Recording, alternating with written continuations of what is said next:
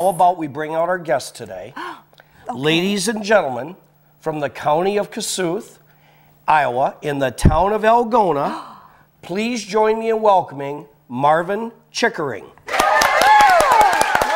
wonderful. Oh, welcome. It's so good to have you here. It's fun to be here. Oh. Thanks for the invitation. Yes. Now, you're from Algona, Iowa. Tell us about Algona. It's a wonderful place to live and shop and eat. We have wonderful restaurants, and the diversity in the town is really beyond most towns of 6,000 people because we have a number of other businesses besides those related to ag, and of course filled with wonderful people and beautiful churches and a community that we have truly enjoyed for many years. Well, it sounds like a beautiful community, and my understanding is that you have a wonderful nativity scene. Why don't you tell us a little bit about that? It is that for sure. There's not another one like it in the world. And we are blessed to have it because 6 German prisoners of war at Camp Algona during World War II built this nativity scene and left it to us. Now, I don't want to take you off the main topic of the nativity scene, but just curious, how did German prisoners of war end up in Kossuth County in Iowa? Well, because France and England had so many prisoners, they didn't know what to do with all of them. And so they pleaded with our government to take some, and our government was not in favor to start with. But then they realized that this might be a solution to a huge problem during the war because our men were away fighting a war and the labor needs here at home were huge. So how many prisoners of war did you have? There were 10,000 shipped to Algona. Wow. But there were never 10,000 there at one time. And Algona was the base camp. Okay, so and there were 34 branch camps in 4 states, and those 34 branch camps, there were 20 in Minnesota, 10 in Iowa, 2 in North Dakota, and 2 in South Dakota. And the prisoners were shuttled wherever the labor needs were greatest, and they did their thing, and when the labor needs dried up, then they were sent to other camps. So part of their labor in Algona was to build this nativity. Actually, the main curator was a man by the name of Edward Kibe, and he built a small nativity set for Christmas of '44. And the camp commander called him in afterwards after he'd seen the first small one. And that one was, the figures were made out of soil, if you can imagine, really? and hardened them on the stove. That's very interesting. And so the commander called him in later and asked him if he would consider building a larger one. And the prisoners agreed to do that at their own expense and built this wonderful example of German artistic ability. It's beautiful. And there are 60 figures, over 60 figures, and they're made of cement over a wire and wooden frame.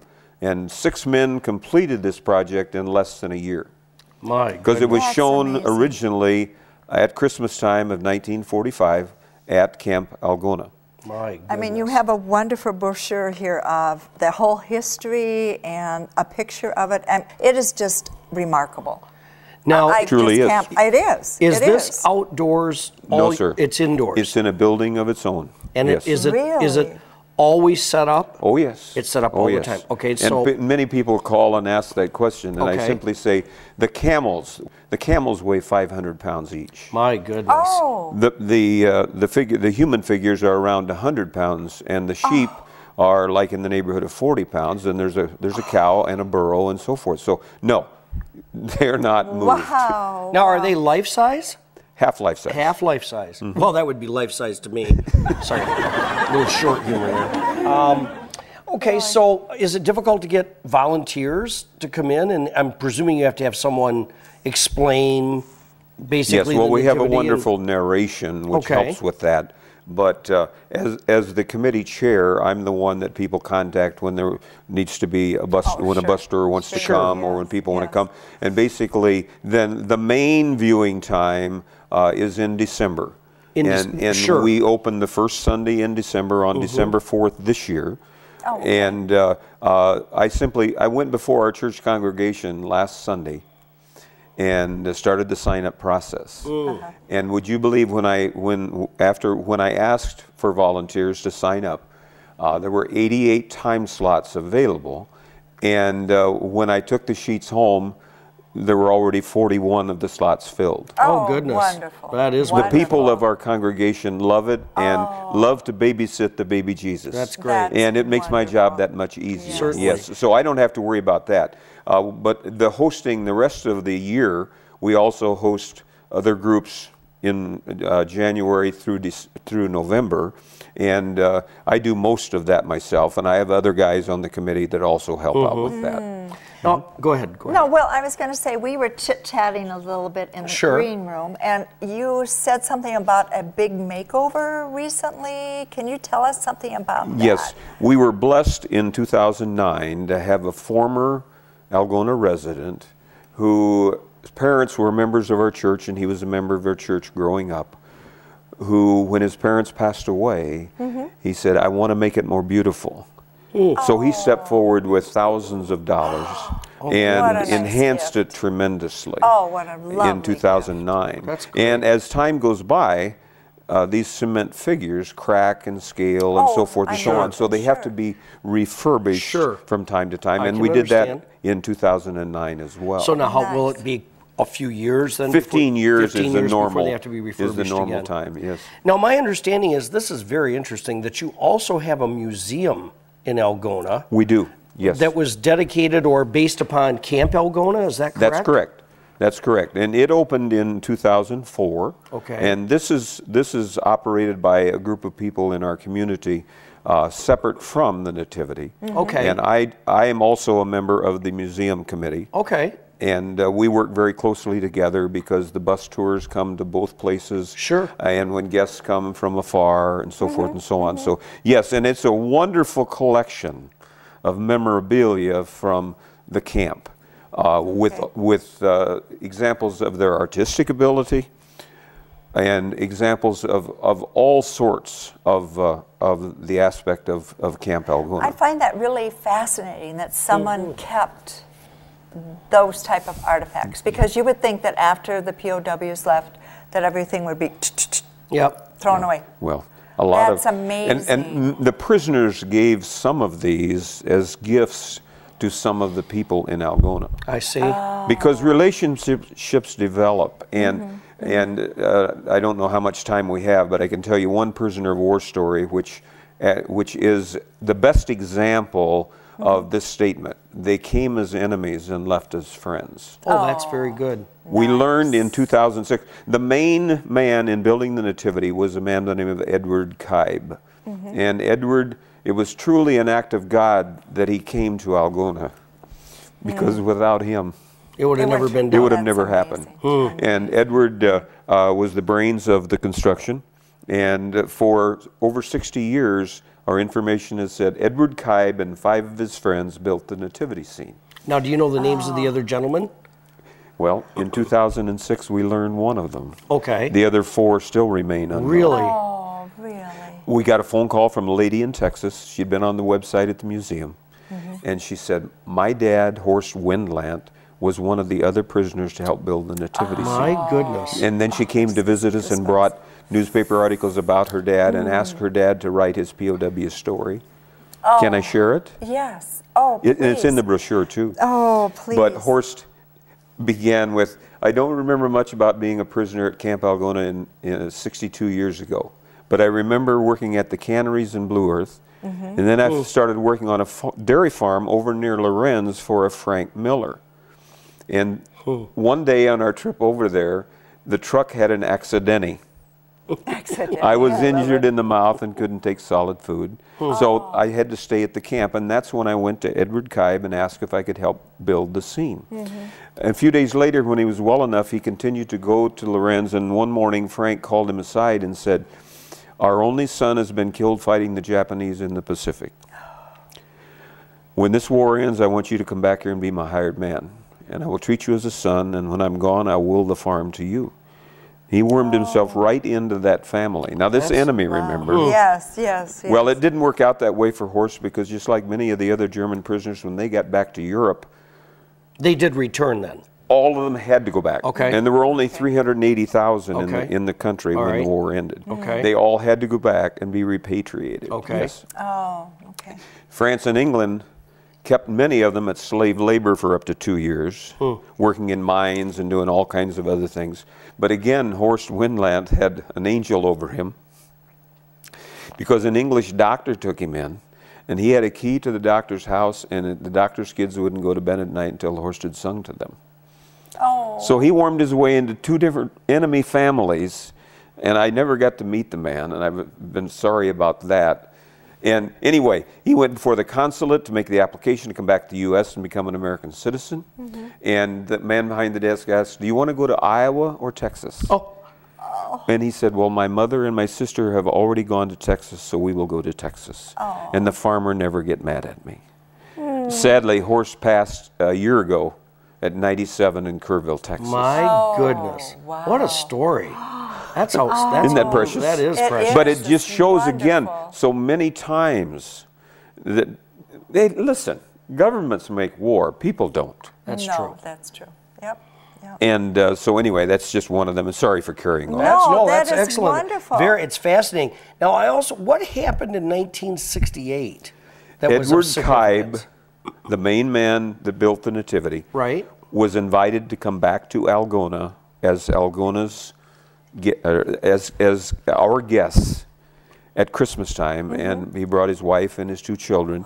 And They where had- was he? In Germany? Was he residing in Yes, Germany then? in Okay. fact, he lived the rest of his life in In Germany, Germany, and passed okay. in '88. In 88. So in Yes. 68, sorry to interrupt Right, you. that's okay. Okay. And so Algona invited them back, and they had a banquet, and the camp commander came. Nice. And so they Really? could talk story together, Yeah. you know, and My they just had goodness. a wonderful 10-day period of together, and with Algona honoring him. That's outstanding. And 2 years ago, his granddaughter came to see the Nativity. And so anyway, it goes on and So on the and on and legacy on and will on. continue Oh yes, probably oh yes, throughout the yes, family. yes. Now, if our viewers or other folks would like to come and visit the Nativity, can you give us some information as to Sure. how they would do that, when they do that? We open for the month of December 4th on a Sunday. Okay. Okay, and we're open until the 31st. And what are your hours? And on Sundays, and of course Christmas Day is on Sunday this year. Sundays, we're open from 12 till 9 p.m. Okay.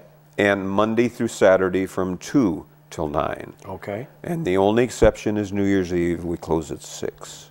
Okay. And if people want to come to the POW Museum? Yes, the POW Museum is open weekends 1 to 4. Okay. And it'll also be open the week of the 19th to the 23rd each day from 3 to 6, and trying to make it available for people that come to Sure, see the Nativity. Sure. Now, the Nativity set is located where? On the fairgrounds, Kossuth County Fairgrounds, on the south edge of town, just Okay. off of Highway 169, and come to the south edge of town and you'll see signs. Okay, and the museum? Is located on Thorington Street, just south of the courthouse. Oh, okay. Excellent. Excellent. Wow. Well, Marvin, it's been a real pleasure to have you here today. We've learned a lot. Well, I've enjoyed it too. Thanks. I really for enjoy having you here. If you have a moment before you go, we'd like to get an outside report from outside of Sweet Swine County. Do you have just a moment for that? Sure. All right, well, let's get one of our roving reporters to give us this report.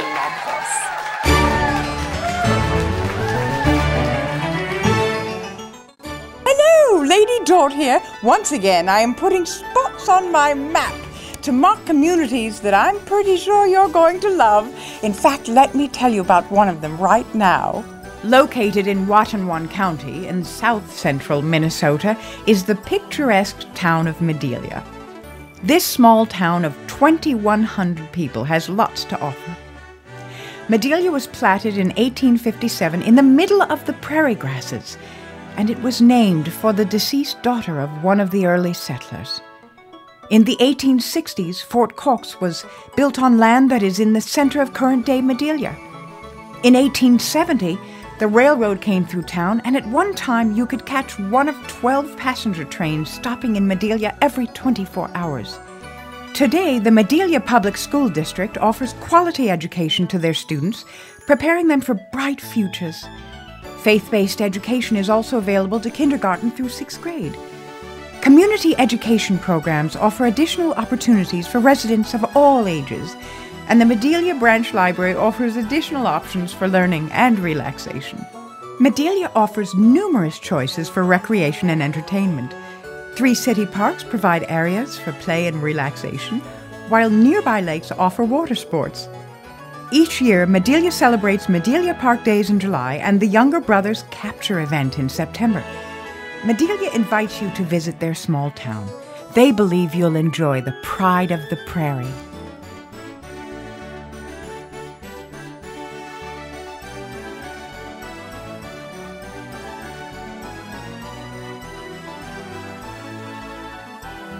Now, didn't I tell you that that was one fabulous community? Why, I know.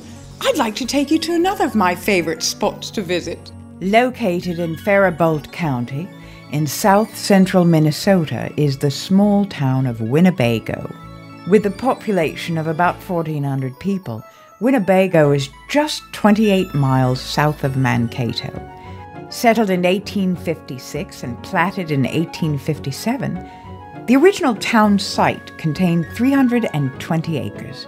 The town was named Winnebago for the Native Americans that roamed the area. Today, a thriving historical society keeps the past alive through a privately held museum located downtown. Pick up a brochure at City Hall, then read about and drive by 29 historical homes in Winnebago. The community also eagerly embraces the future. The Blue Earth Area Elementary School in Winnebago encourages students to reach their full potential. Community education provides evening and summer activities and classes for all ages. The Muir Library, donated to the city in 1966, offers additional educational and recreational opportunities. A volunteer fire department and ambulance service rounds out this great community. Winnebago extends a big welcome to the small town with a big heart.